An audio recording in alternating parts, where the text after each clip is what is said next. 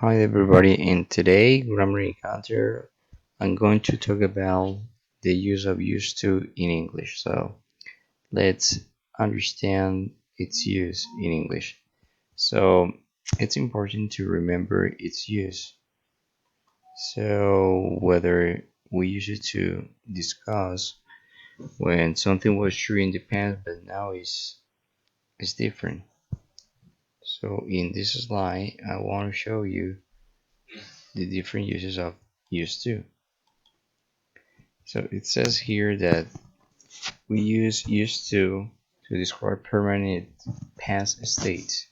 Like in example, I used to be overweight when I was younger. Meaning that in the past was overweight, but now he is not or she is not.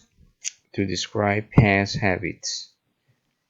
My father used to drive to work, but now he walks.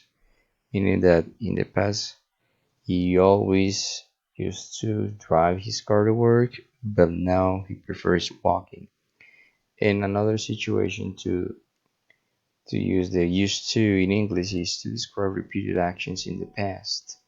Like in the sentence, we used to go out every day, but now we don't anymore. It was very common for them in the past to go out every day, but now they don't do it anymore. So it's important to keep in mind the changes of the verb used to either in affirmative or negative. In affirmative, using the used to, and question use doesn't take the D because it's using an auxiliary at the very beginning. Do you used to work? And we have two options to respond: yes, I did; no, I didn't. And in the negative form, we use didn't use, and the verb here goes in its verb form. They didn't used to work. All right.